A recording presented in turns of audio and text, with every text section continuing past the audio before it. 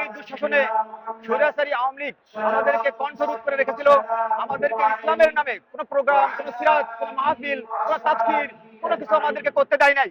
কিন্তু 16 বছর পরে আজ আমরা সরোয়ার্দির মতো এই ময়দানে প্রোগ্রাম করতে পারে আমরা এই হাজারো লক্ষ লক্ষ জনতার এই ভিড়ের মাঝে আপনারাই বুঝতে পারতেছেন যে এই দেশের তৌহিদি জনতা এই এই দিনটার জন্য অপেক্ষা করছিল।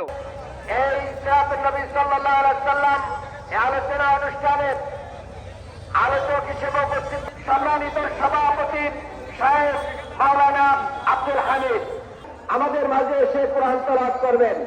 বিশেষ আকর্ষণ রয়েছে মহানগর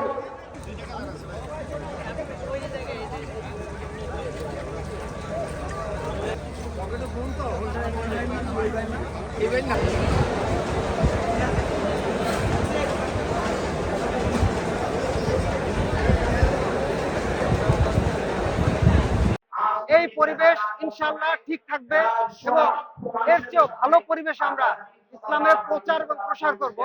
বাংলাদেশে ইসলাম প্রতিষ্ঠা হবে। প্রত্যেকটা মুসলমান স্বস্তির নিঃশ্বাস ছাড়ছে, প্রতিটি বাঙালি মুসলিম স্বস্তির নিঃশ্বাস ছাড়ছে।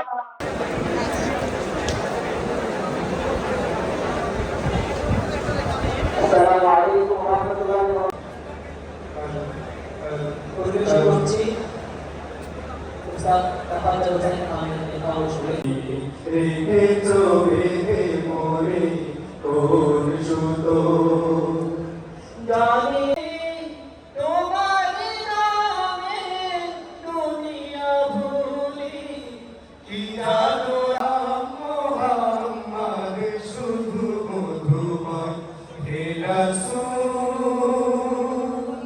আমরা তো জামাতের কোনো কর্মী না, তবে বাংলাদেশে এত সুন্দর একটা মাহফিল যে হইতেছে এবং আমি মনে করি এই মাহফিলটা প্রত্যেকটা মুসলমানের জন্য প্রযোজ্য।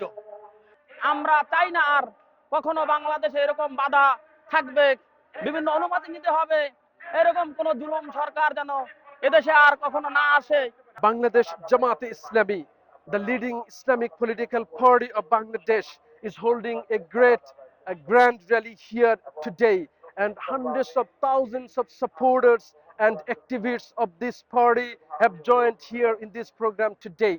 I talked with many activists of this political party that was actually banned during the last 1.5 decade under the regime of Sheikh Hasina, and even no open program was allowed, and even in-house program of this political party was not held in a peaceful environment due to the sudden drives of law enforcers. Now they are in a very jolly mood, and the participants of this program they are saying that they are so happy because this is a great moment for them after getting the environment of holding their program in an open field under an open sky.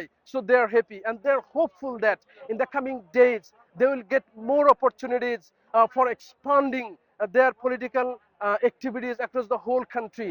Actually, during the regime of Sheikh Hasina, who is considered to be an authoritarian government and who established a rule of tyranny according to the claim of Jamaat-e-Islami, and most of the front-ranking leaders of this party were hanged in charge of crimes against humanity during the 1971 Liberation War.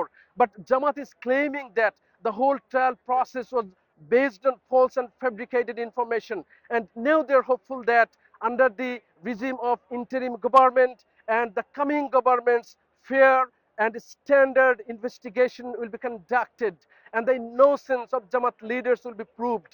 And they're also claiming that during the regime of Sheikh Hasina there were thousands of incidents of enforced disappearances and extrajudicial killings, and they're also hopeful that a fair and standard investigation will be held about all these human rights violations, and they're hopeful that through fair trials the justice will be established in this country and the political activities of Jamaat-e-Islami will be expanded through the whole country, and they're hopeful that with the support of countrymen they will also be part of the government in the coming days and they will serve the country with fairness and justice.